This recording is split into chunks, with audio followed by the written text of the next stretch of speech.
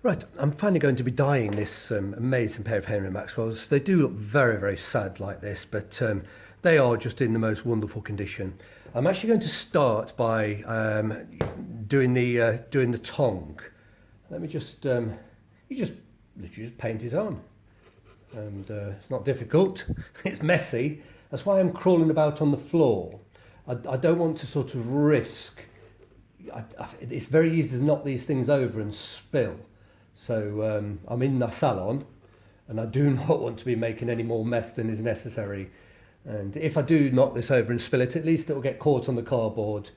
I've had dreadful messes before where I've spilt things in my house. I've been trying to do it on camera, seated at a table, and upended the bloody thing. Oh my goodness me, what a mess. What a mess. I can't even tell you the mess it made. And it was black. Gosh, it went everywhere. So let's just get that on the tongue. Yeah, there we go. I've got a cloth here. Just wipe my fingers on a cloth. Because it does literally anything it touches. That's it. It's permanent. So here we go. I'm going to use this darker colour to do the edges. And let's have a look. In fact, yes, I'm definitely going to do the darker colour, the Cordovan on the edges, and the dark brown on the bulk of the shoe. And because I want to apply it everywhere, I'm going to use this clumsy sort of dauber. And this is it. Just literally just paint it on. And nice and wet. And when it dries, it will be very flat looking. It might be a little bit disappointing, but that's perfectly normal with dye. Often looks, you know, flat and listless. It almost looks a little bit like suede, but that's perfectly normal. And we'll come back to this tomorrow when it's completely dry. Then I can start the bit that's my favourite bit actually, the moisturising bit. Applying the moisturiser to these ravaged skins that have been absolutely abused with alcohol. And this dye contains alcohol. It's an alcohol-based dye. So it's not good for the skin at all, you know, but we can easily bring it back from any dry state, so long as we don't bend the skin. If I bend the skin, there's a good chance of cracking it at this stage. That'll be greatly diminished. The cracking won't happen if I moisturise it properly afterwards, you know, which of course I will. I would imagine I'll spend about 2 weeks moisturising these skins. I want to, you know, it's just a game of patience, really. Now then, let's just put that dauber down. I need to go with the paintbrush. It's an artist, just a cheap artist brush. I say artist, no artist would use this brush. It's far too cheap, but you know what I mean. It's just a little. I suppose it's like children's quality, really. You know, it's fine, but it's just a little less clumsy than that dauber. And I don't want to get this particular dye on the welting edge. I want to use a different, much darker dye on the edging. So we'll keep that. You know, of course you can dye over it, but what happens is you lose the opportunity of absorbing the first coat with a certain colour. If I get this on here, I can go over it with another colour, but the second colour won't absorb quite so deeply, and it's just better to avoid it if you know you're going to be. If you can change your mind, if you know, it's not a problem. You can change your mind, but being as I know that I'm going to use a different colour, I'm going to just avoid it, and it will just make a more. It gives more penetration, is the word I'm scratching around looking for. And I'd rather it penetrate fully with the colour I really want, rather than trying to get it to accept a secondary colour later. So it's a bit awkward on the floor here. I'm a bit stiff. I've done quite a lot of work on my car today. You're working outside in the street. Once again, the salon's closed. It's Saturday night, believe it or not. It's and normally at 7 o'clock on Saturday night, I'm on the road driving from Nottingham to Brighton. My main home's in Brighton. My wife and daughter are in Brighton. But under the COVID lockdown, I've chosen to stay behind in Nottingham, partly so that I can sort of look after the business premises. Because, of course, when you leave them empty for weeks on end, you have an awful issue with insurance if there's a break-in. It's very similar with the house. If I don't sort of look after that house, I come back and there'll be squatters in it, or maybe somebody's burgled it or whatever. Because to be honest with you, it's not in the most desirable location, this particular house. And it's a very real possibility that I'd come back and there'd be somebody in my house, or maybe taken everything that's in there. So I've decided to stay behind. I had the option, I either spend the lockdown in Brighton or the lockdown in Nottingham, and it makes more sense, even though it's agony to stay away from the family. Just makes more sense for me to be in Nottingham. So this is the first weekend that I would normally be driving at this particular time. Like I say to you, 7 o'clock on Saturday night.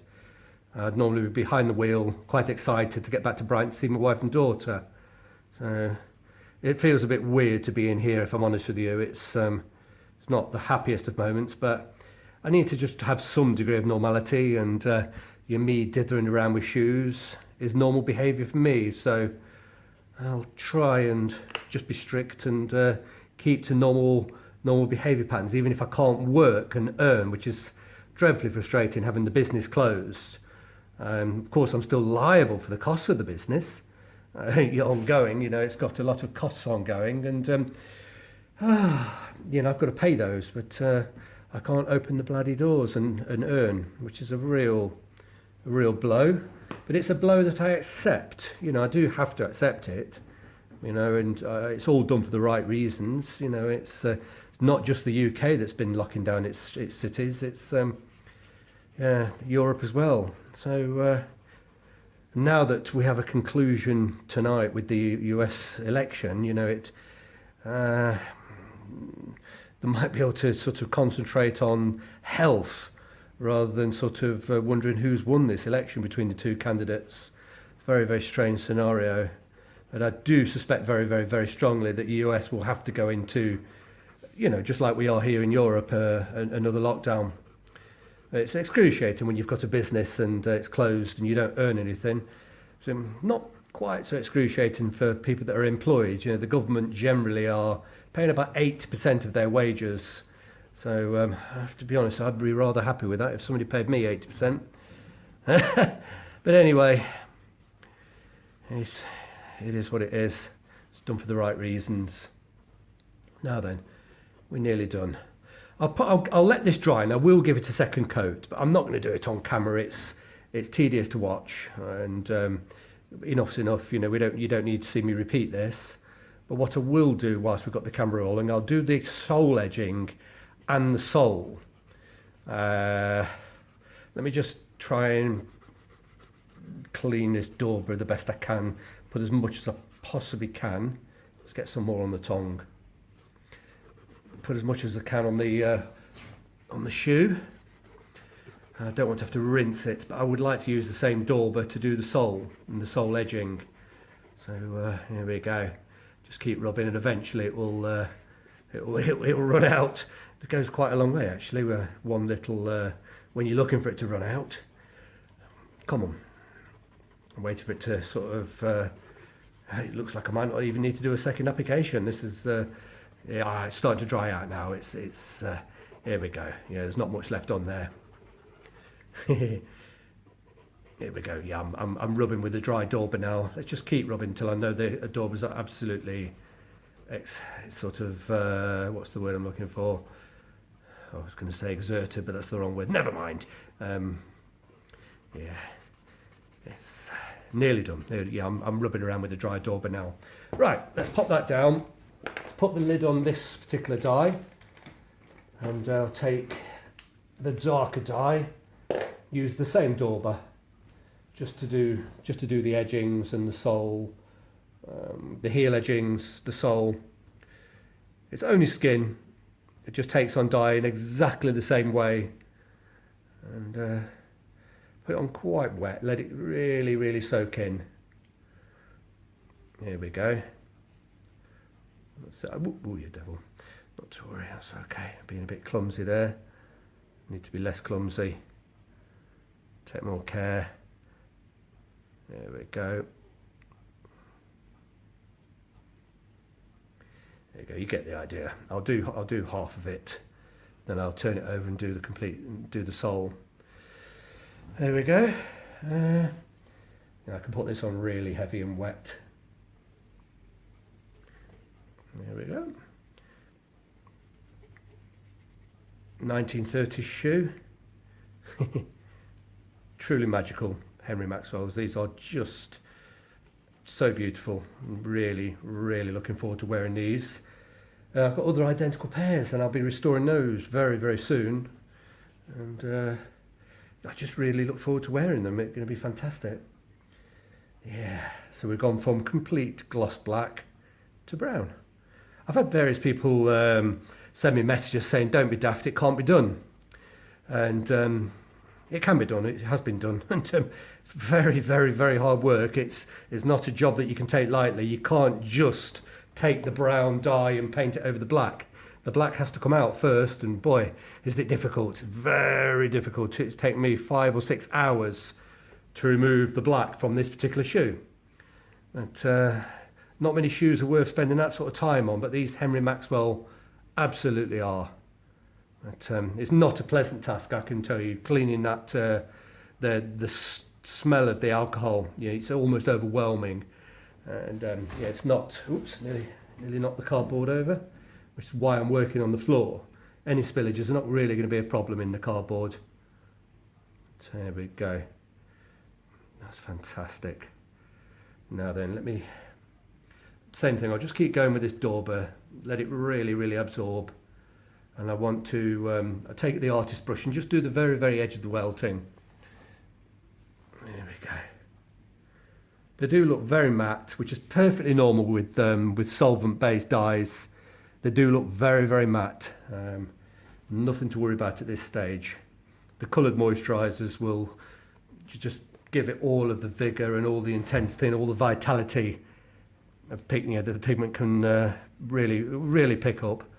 Oops, don't worry, I'll keep nudging little bits, but it doesn't really matter. I want different tones, different patinas. Now then, let's just poke this right down into the edge of the welting. I don't want any light edges. Put this on quite wet, quite watery. Oh, how exciting! But it looks a bit sorry for itself. But I'll moisturise this tomorrow, and you'll see. It would just be a revelation when you apply the moisturiser. After a day or so, as it starts to take on the moisturiser and the pigment, the vitality just bursts from the skin. It's these will be absolutely sensational. They really will. So excited. Anyway, that's about it really. It's a rather repetitive process. Don't need to show you anymore. It does look rather listless and dull and sort of monotone really, but when this gets buffed and polished and moisturised, we'll get all different tones will show through, and there'll be bits of sort of darker bits of black. It'll be lighter on the, it will have a lot of different tones. Bear in mind that's wet, and as it dries, it'll come up slightly lighter. But yeah, these will be just beautiful, absolutely beautiful. Thanks for taking the time to watch it.